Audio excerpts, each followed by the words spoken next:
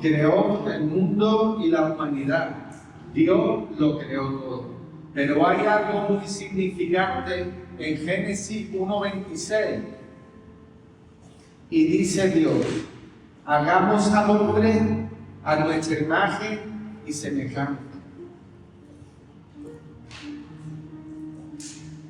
Versículo antes, Dios lo creó todo con su palabra. Dios dijo, sea la luz, y se hizo la luz. Y separó Dios la luz de las tinieblas. Y llamó Dios a la luz día, y a las tinieblas llamó noche. Y dijo Dios: produzca la tierra hierba verde. Dijo Dios: haya lumbrera en la expansión de los cielos. Dijo Dios: produzca las aguas seres vivientes. Dijo Dios: produzca la tierra seres vivientes según su género, bestias, serpientes y animales de la tierra según su especie. Cuando ya Dios creó, lo creó todo. Le faltaba crear al hombre. Pero cuando fue a crear al hombre, dijo una palabra muy curiosa que dijo: hagamos al hombre. ¿Con quién estaba Dios? Si Dios todo lo creaba con su palabra, ¿a quién llamaba para crear al hombre? ¿Tenía que llamar a alguien para crear al hombre? Cuando todo lo demás lo creó él solo. Pues cuando Dios dice en Génesis 1:26, hagamos al hombre a nuestra imagen y semejanza, ahí ya aparece la Trinidad. Ahí aparece ya el Espíritu Santo y aparece Jesús. Y Jesús los llama a los dos, Dios los llama a los dos, para decirle: hagamos al hombre a nuestra imagen y semejanza. ¿Por qué dijo a nuestra imagen y semejanza? ¿A qué se refiere imagen y semejanza? Se refiere que tenemos cualidades que reflejen el carácter de Dios, como la razón, la capacidad de amar, la creatividad y la conciencia. Luego Dios, después de esto, hizo a Adán y Eva, y dice que Dios se paseaba con Adán y Eva, se paseaba por aquí, por los jardines de Edén. ¿Y Dios qué hacía? Pues Dios lo que hacía era pasearse con ellos dos y hablar. Dice que se tiraba largas horas conversando con los dos. Aquí ven el objetivo y el propósito de Dios, de nuestra creación. Él nos creó para tener una comunión con nosotros y para tener una relación. Para eso nos creó Dios. Pero ¿qué pasó? Que Adán y Eva fueron tentados por la serpiente llamada Satanás. Fueron engañados y pecaron. A partir de ahí, ya el hombre nació con una naturaleza caída, una naturaleza de pecado. El hombre ya nace un bebé con el pecado del pecado.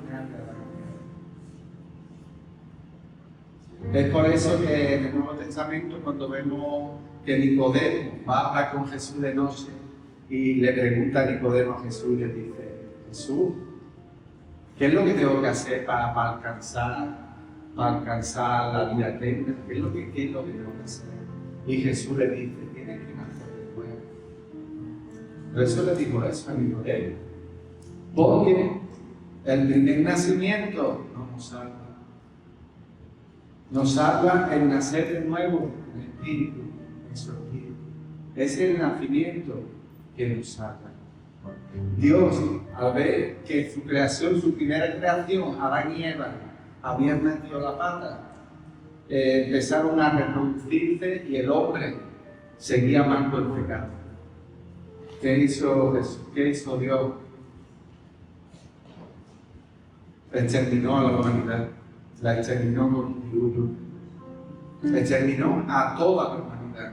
Pero tuvo misericordia y vio a un hombre justo que era Noé. Y le dijo: Noé, haz un arca y tú y tu familia meteros dentro con una pareja de animales de cada especie.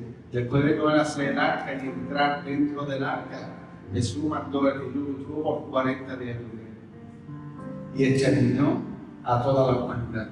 ¿Qué pasó? Que otra vez la tierra se pobló de gente, pero el hombre seguía pecando. El hombre amaba más el pecado que a Dios.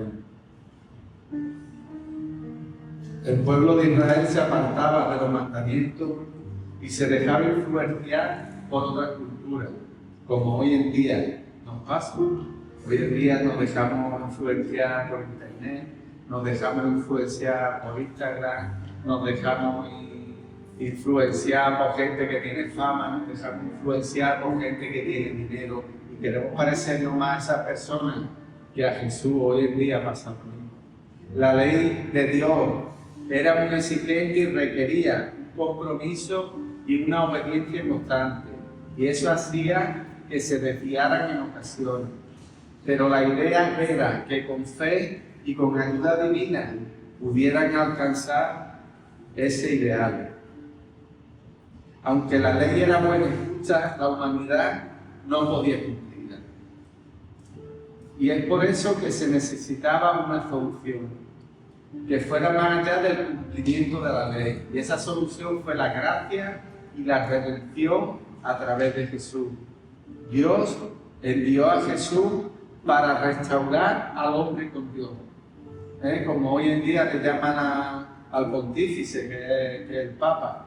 El pontífice en latín significa un puente entre Dios y el hombre, ¿vale? Y el Papa, si me está escuchando o si me escucha un día, tú no eres ningún puente entre Dios y el hombre, porque el único puente entre Dios y el hombre es Jesucristo, impuesto por Dios. Dios envió a Jesús para restaurarnos, para perdonar nuestros pecados y para darnos la salvación y la vida eterna.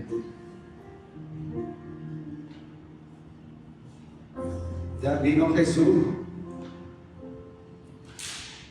¿Y qué hizo Jesús aquí en la tierra cuando vino? Jesús, lo primero, nació de una mujer en un pesebre humilde. Comenzó su ministerio a los 30 años. Voy a dar una breve explicación por qué empezó a los 30 años. En los judíos en aquella época, en los niños que tenían poder y que familias que tenían dinero, estudiaban desde los 5 años hasta los 10 años. Se estudiaron el Pentateuco, pero no solo que lo estudiaban, es que lo memorizaban, ¿vale? El Pentateuco, para los que no lo sepáis, son los primeros 5 libros del Antiguo Testamento. De 5 a 10 años se lo tenían que aprender de memoria. Luego, de 10 a 12 años, tenían que estudiarse el resto del Antiguo Testamento, con todos los profetas incluidos. A los 12 años,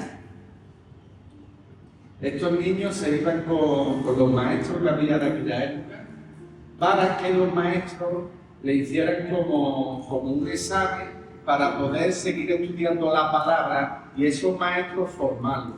¿Qué pasaba? Que a los que veían los maestros que los niños no eran aptos de estudiar, pues los cogían y lo mandaban con su familia otra vez para que le ayudara al padre en los trabajos que el padre hacía.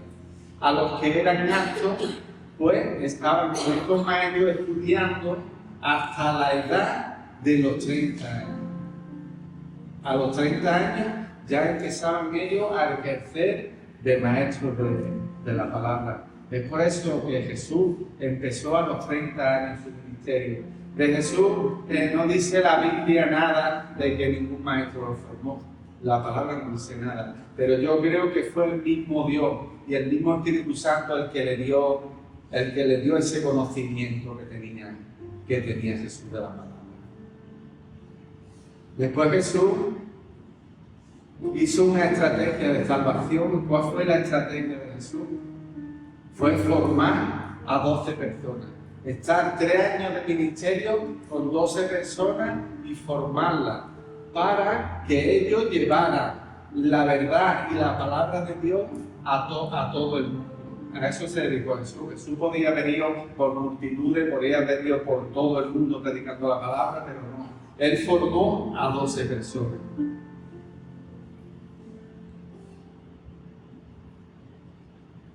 ¿Qué hacía Jesús diariamente en la tierra? He puesto aquí rutina de Jesús. Pues Jesús, según la palabra, oraba, pasaba largo tiempo orándole a Dios, enseñaba, iba por la sinagoga, por la calle, por las plazas, enseñando, predicaba la palabra de Dios, sanaba. Jesús iba andando y venía algún enfermo, le pedía y él, Jesús, sanaba. Y también, como vemos en la palabra, Jesús echaba fuera a los demonios. ¿Con qué clase de cristianos se rodeaba Jesús y se rodea en la actualidad? Yo lo he dividido en 3 clases.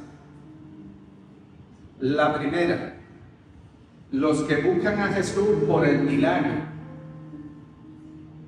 Vemos en Juan 6 como Jesús con 5 panes y 2 peces le dio de comer, dice la palabra, a 5.000 varones. La palabra, cuando se refiere a un número de personas, siempre se refiere a varones, lo cual aquí también había mujeres y había niños. Se cree que en verdad habría unas 12 o 15.000 personas allí que Jesús le dio de comer, con 5 panes y 2 peces.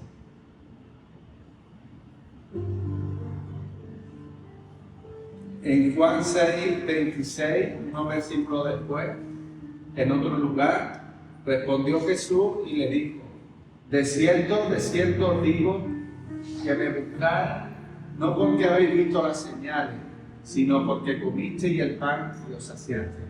Mucha gente, la mayoría de aquellos tiempos, como en estos tiempos también pasa, buscan a Jesús, buscando el bien cuando están malos, cuando necesitan algo, cuando ya ellos, por su fuerza, no pueden conseguir lo que quieren, ya llaman a Dios. ¿Y qué pasa luego? Cuando le dan milagro, ¿qué pasa? Que se van y se olvidan. Tengo otro ejemplo aquí en Marcos 1, 32, 34. Cuando llegó la noche, luego que el sol se puso, le trajeron todos los que tenían enfermedad y a los endemoniados. Y toda la ciudad se agolpó a la puerta y sanó a muchos que estaban enfermos de diversas enfermedades y echó fuera muchos demonios. Y no dejaba hablar a los demonios porque les conocían. Hoy en día vienen muchas personas buscando el milagro y cuando lo reciben se olvidan, como he dicho. ¿Cuántas veces nosotros, lo saben los líderes, lo sabe mi mujer, oramos por personas que tienen un milagro que están medio muertos y no tienen, hasta los médicos ya les dicen que no hay nada que hacer con ellos, y oramos y se sanan y vuelven a la vida. Nos piden a nosotros oración, pero cuando sale de la enfermedad, sale del peligro, se olvidan. No se acuerdan que hace un mes dijeron orar que se me muere. Se lo olvidan. Buscan a Jesús por el milagro. Y estas cosas nos pasan. Y no por eso tenemos que quitarnos las ganas de seguir haciéndolo, ¿no? La voluntad de Dios es que tenemos que seguir orando, porque Jesús ya sabía al que le pedía si se lo iba a agradecer o no se lo iba a agradecer, y Jesús lo seguía haciendo. Entonces nosotros tenemos que seguir haciendo la voluntad de Dios, porque no se trata de nosotros, se trata de Jesús. La segunda clase de personas son las que reciben el milagro y agradecen a Jesús. Os voy a leer un texto bíblico que lo explica. Lucas 17, del 11 al 19. Yendo Jesús a Jerusalén, pasaba entre Samaria y Galilea. Y al entrar en una aldea, le salieron al encuentro 10 hombres leprosos, los cuales se pararon de lejos y alzaron la voz, diciendo: Jesús, Maestro, ten misericordia de nosotros. Cuando él los vio, les dijo: id, mostraos a los sacerdotes. Y aconteció que mientras iban, fueron limpiados. Entonces uno de ellos, viendo que había sido sanado, volvió, glorificando a Dios a gran voz, y se postró rostro en tierra a sus pies, dándole gracias. Y este era samaritano. Respondiendo Jesús, dijo: ¿no son 10 los que fueron limpiados? ¿Y los 9, dónde están? No hubo quien volviese y diese gloria a Dios, sino este extranjero. Y le dijo: levántate, vete, tu fe te ha salvado. Qué curioso, ¿no? Este milagro tiene 2 cosas muy curiosas. Una es que los 10 leprosos le piden que lo sanen, ¿vale? Y Jesús le contesta y le dice: id y mostrad a los sacerdotes, le dice. Pero no lo sana en el momento, Jesús. ¿Habéis dado cuenta que no lo sana? Le dice: id y mostrad a los sacerdotes. Y aconteció que mientras iban en el camino se sanaron. No se sanaron en cuanto Jesús habló con él, se sanaron en el camino. Y luego de los 10 vino uno a darle las gracias, pero los 10 le pidieron el milagro, pero solo volvió uno a darle las gracias. Tenemos muchos ejemplos en la Biblia, como el loco gadareno que fue Jesús a buscarlo y le sacó, dice, una legión de demonios, dice que tenía. Una legión en los tiempos de Roma se refieren a 6.000 soldados, ¿no? Entonces este hombre tenía 6.000 demonios, ¿eh? Y el loco gadareno, cuando lo liberó, se fue a la barca que ya se iba con los apóstoles y fue a agradecerle el milagro. Fue: Jesús, muchas gracias, Jesús, déjame que vaya contigo. Y Jesús le dijo: no, vete mejor a Decápolis, a tu pueblo, y di lo que te ha pasado. Se volvió uno de los más grandes evangelistas de Chile, el gadareno. La mujer samaritana despreciada, que había tenido una conversación con Jesús en el pozo, donde Jesús le dio una palabra de conocimiento y le dijo cuánto marido había tenido. Le estaba diciendo la vida que ella tenía y quién era, y que ella lo conocía. Ella lo reconoció como Dios y fue salva también. Saqueo, que hablamos 2 semanas de él, un hombre rico, engañador, mentiroso, ladrón. Como vio a Jesús, Jesús tuvo una conversación con él en su casa y cambió y agradeció. ¿Cómo agradeció? Dijo: Jesús, doy la mitad de mis bienes a los pobres, y luego al que he defraudado le doy 4 veces más de lo que lo he engañado. Fue a agradecer también Saqueo. Yo me meto también en ese grupo. Y yo creo que todos ustedes, seguro que el Señor ha hecho muchas cosas para agradecerle. Pues seguimos. Y la tercera clase de cristianos lo he llamado cristianos que lo dan todo o cristianos de élite. Tenemos el ejemplo y el cambio de Pedro. Mateo 26, 33, 35. Respondió Pedro y le dijo: aunque todos se escandalicen de ti, yo nunca me escandalizaré. Jesús le dijo: de cierto te digo que esta noche, antes que el gallo cante, me negarás 3 veces. Pedro le dijo: aunque me sea necesario morir contigo, no te negaré. Y todos los discípulos dijeron lo mismo. En Mateo 26, 69, 75, Pedro, ya desde que dijo eso Pedro, hasta este versículo que viene, en medio de este versículo apresaron a Jesús, ¿vale? Entre lo que dijo Pedro y este versículo, Jesús ya estaba preso. Pedro estaba sentado fuera en el patio y se le acercó una criada diciendo: tú también estabas con Jesús el Galileo, mas él negó delante de todos diciendo, no sé lo que dice. Saliendo él a la puerta, le dio otra y dijo a los que estaban allí, también este estaba con Jesús el Nazareno. Pero él negó otra vez con juramento, no conozco al hombre. Un poco después, acercándose los que por allí estaban, dijeron a Pedro, verdaderamente también tú eres de él, porque aún tu manera de hablar te descubre. Entonces él comenzó a maldecir y a jurar, no conozco al hombre, y enseguida cantó el gallo. Entonces Pedro se acordó de las palabras de Jesús que le había dicho antes, que cante el gallo me negará 3 veces, y saliendo fuera lloró amargamente.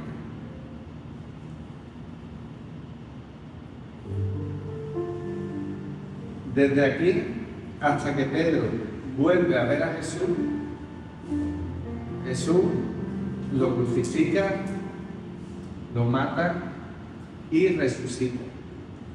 Y estando Pedro un día en el mar de Tiberia, estaba pescando con 7 apóstoles más, estaban aquí pescando.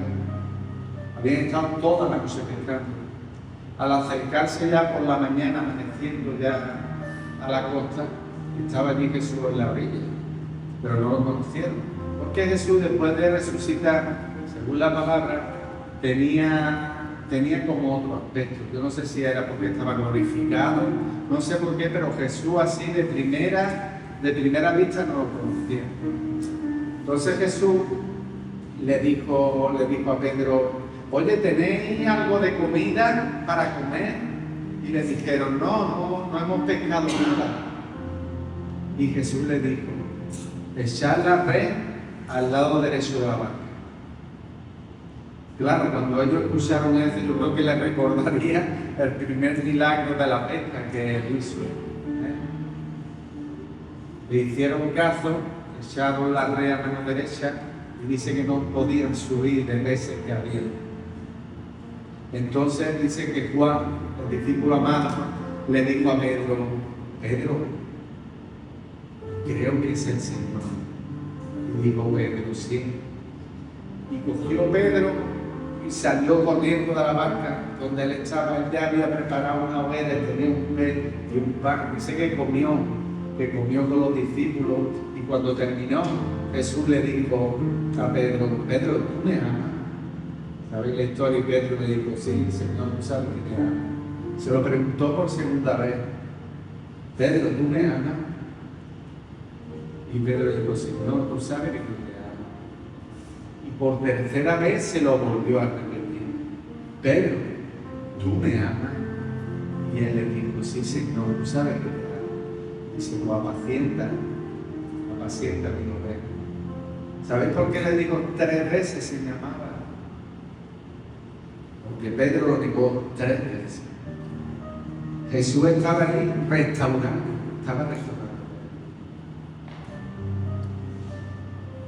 Lo estaba perdonando, estaba haciendo que él se perdonara porque Pedro no se perdonaba, y lo estaba restaurando. Y después de restaurarlo, le dio a Pedro la más grande responsabilidad de llevar la iglesia. Fue la columna de la iglesia, fue el responsable de la iglesia de Cristo. Después tenemos el primer mártir y el primer diácono de la iglesia primitiva, que se llamaba Esteban. En Hechos 7, 58, 60. Y echándole fuera de la ciudad, le apedrearon, y los testigos pusieron su ropa a los pies de un joven que se llamaba Saulo.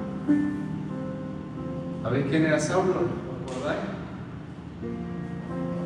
Saulo el Pablo. Mirad lo que le pasó un poco antes de su conversión. Presenció la muerte de Esteban. Pero yo creo que la muerte de Esteban tuvo que tocar algo en la fibra de Pablo. Porque antes de matar a Esteban, lo mataron por una prédica que dio allí a Esteban.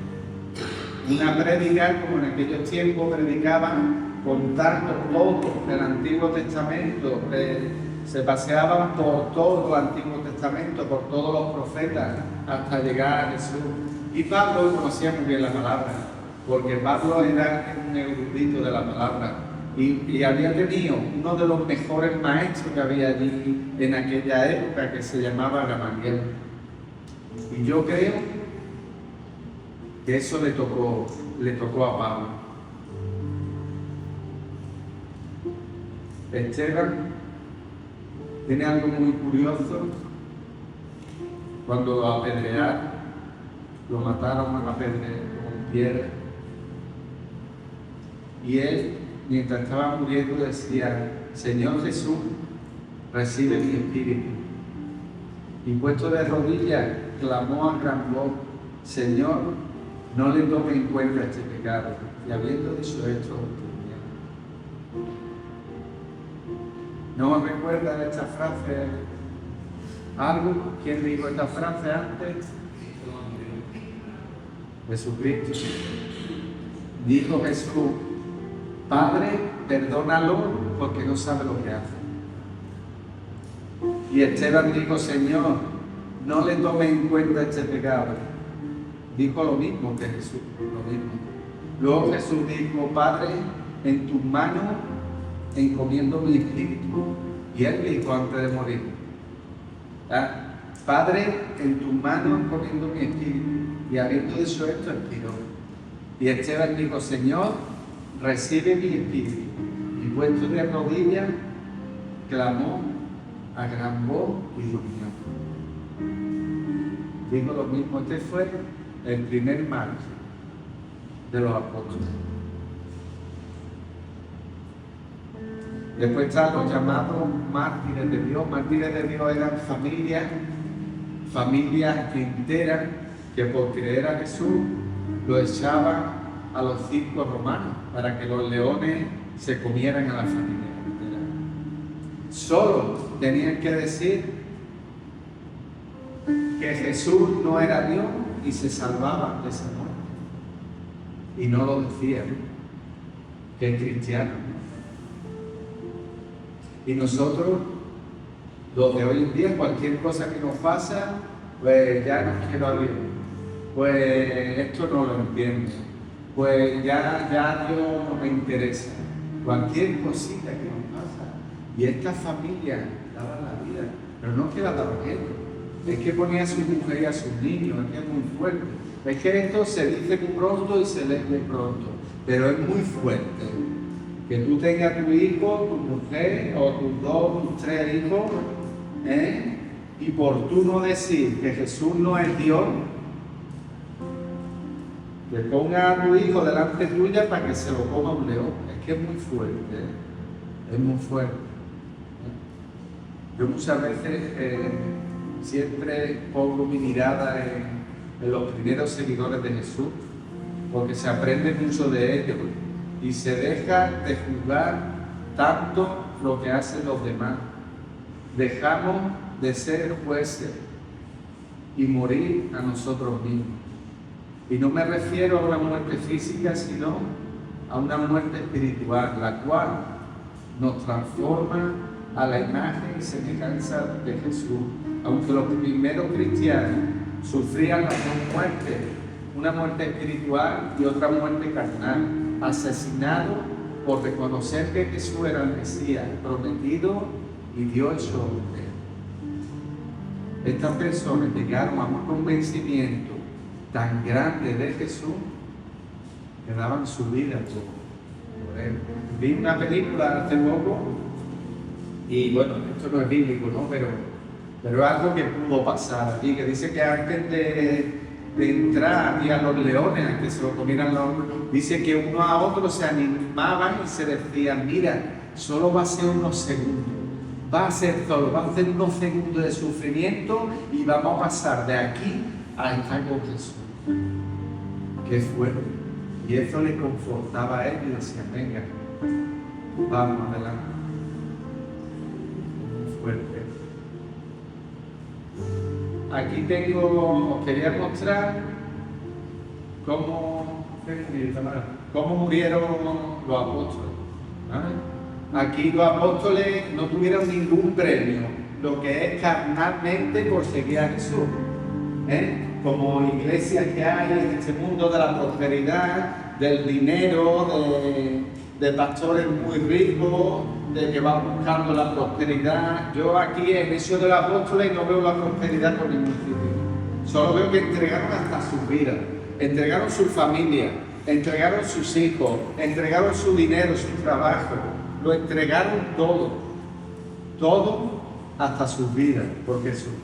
Así fue el fallecimiento de los apóstoles de Jesucristo. Como muchos saben, todos los apóstoles padecían de persecución por causa de la predicación del Evangelio a todo el mundo. Mateo sufrió el martirio en Etiopía, asesinado por una herida de espada. Lucas fue ahorcado en Grecia como resultado de una tremenda predicación a los perdidos. Santiago, el líder de la iglesia en Jerusalén, fue lanzado a más de 100 pies de altura desde una esquina del pináculo sureste del templo, cuando se negó su fe en Cristo. Cuando descubrieron que sobrevivió a la caída sus enemigos, lo mataron a golpes con un garrote. Judas Tadeo fue asesinado a flechas cuando negó a negar su fe en Cristo. Marcos murió en Alejandría, Egipto, después de ser arrastrado por caballos por las calles hasta perecer.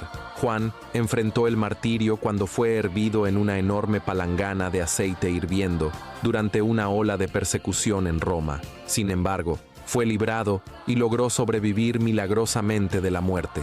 Juan fue condenado en las minas de la prisión de las islas de Pagnos. Escribió su profético libro del Apocalipsis en Pagnos. Más adelante, Juan fue liberado y regresó para servir como obispo de Resa en la Turquía moderna y llegó anciano. Juan fue el único apóstol que murió en paz. Santiago, hijo de Zebedeo, como líder fuerte de la iglesia, Santiago fue decapitado en Jerusalén. El oficial tomano que lo custodiaba observó asombrado cómo defendía su fe en el juicio. Más tarde, el oficial caminó junto a él hacia ese lugar de ejecución vencido por la convicción, declaró su nueva fe al juez y se arrodilló junto a Santiago para aceptar la decapitación como cristiano. Andrés fue crucificado en forma de X en Patras, Grecia. Después de ser azotado por 7 soldados, ataron su cuerpo con cuerdas a la cruz para prolongar su agonía. Sus seguidores informaron que cuando fue dirigido hacia la cruz, Andrés le saludó con estas palabras: «Hace mucho que esperaba y deseaba esta hora feliz. La cruz ha sido consagrada por el cuerpo de Cristo, colgado de ella». Bartolomé fue misionero en Asia y dio testimonio de nuestro Señor en la actual Turquía. Bartolomé fue martirizado por su predicación en Armenia, donde fue desollado hasta morir con un látigo. Tomás fue apuñalado por una lanza en la India durante uno de sus viajes misioneros para establecer la iglesia en ese mismo continente. Matías, el apóstol elegido para reemplazar a el traidor Judas Iscariote, fue aprediado y más tarde fue decapitado. Pablo fue torturado y luego decapitado por el malvado emperador Nerona en Roma. En el año 67 después de Cristo, Pablo soportó un largo encarcelamiento, lo que le permitió escribir sus muchas epístolas a las iglesias que habían formado en todo el Imperio Romano. Yo cuando preparaba esta prédica, el viernes me di cuenta que esta prédica no era para la iglesia, que era para mí. Me la estaba dando el Señor para decírmela yo a mí mismo. Aquí vemos que ya no se trata de Él, sino que se trata de Jesús. ¿Cómo lo ponen a Jesús en primer lugar? ¿Cómo entienden la vida? ¿Y cómo entienden que Jesús lo es todo? Pero no solo que lo entienden, sino que lo llevan a cabo. Todos tuvieron un proceso en su vida que pasaron de esconderse cuando apresaron a Jesús a dar su vida por Él. Cuando cogieron a Jesús, todos se escondieron. Todos estaban asustados. Todos temían a que lo apresaran y a que lo cogieran. ¿Qué es lo que cambió el pensamiento de ellos?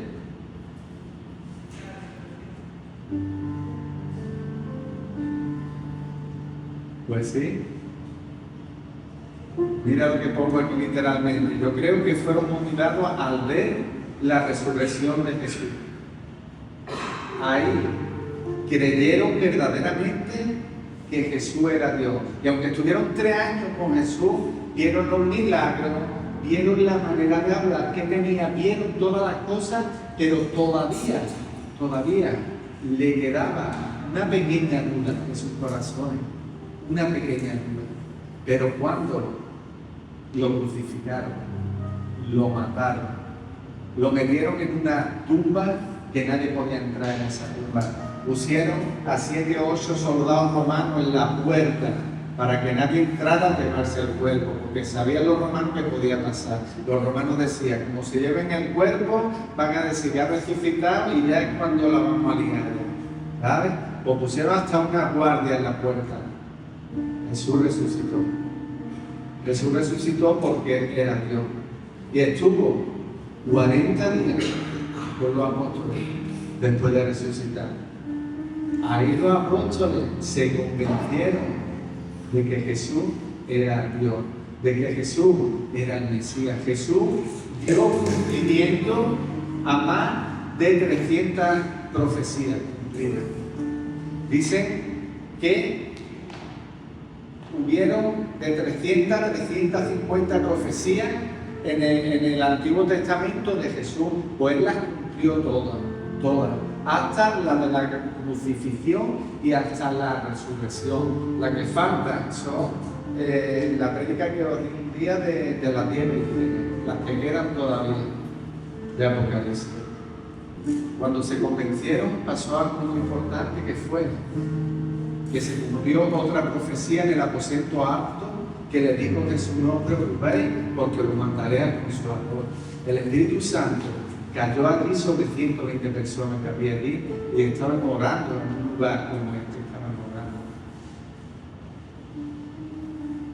Se empoderaron del Espíritu Santo y dice que Pedro, siendo un pescador, un hombre, dice la palabra, del vulgo, un hombre que no tenía mucha cultura, un hombre que no sabía mucho de letras, salió de allí empoderado por el Espíritu Santo, hizo su primera prédica y dice que se convirtieron más de 3.000 personas. Dice que estaba hablando y el Espíritu Santo estaba cayendo sobre cada uno de ellos. ¿Sabéis que se volvieron? Se volvieron imparables. Se volvieron imparables. ¿Sabéis por qué? Porque no tenían miedo. Ya no tenían miedo. Ya no tenían miedo a morir. Ya no tenían miedo, como tenemos muchas veces, de a perder mi mujer, de a perder mi casa, de a perder mi trabajo. Si tenemos a Jesús, no tenemos que tener miedo de nada, porque tenemos lo más grande. Tenemos lo más grande y no hay que tener miedo de nada. Miedo tiene que tener el diablo de nosotros y de Jesús. Nosotros no tenemos que tener miedo de nada. Y aquí vemos en la Biblia, vemos como estos hombres de Dios perdieron el dinero a todos. Y ya no había quien lo tuviera. No había. Decían que si esta obra no era de Dios, pues se acabaría. Pero si era de Dios, nadie podría detenerla. Y nadie la pudo detener hasta tanto tiempo. Al igual que todos estos hermanos pudieron cambiar sus planes de vida, nosotros también podemos cambiarlo con un cambio de rumbo, con un deseo de poner a Jesús por encima de nosotros mismos, de nuestros gustos, nuestros deseos, nuestras ambiciones, poder coger nuestra cruz y seguirle sin condiciones, poder decir: ya no vivo yo, sino que Cristo vive en mí. Y que todo lo que hagamos sea como para el Señor, y morir a nosotros mismos y vivir para Él. Pablo lo entendió perfectamente. Yo quiero citar 2 frases de Pablo.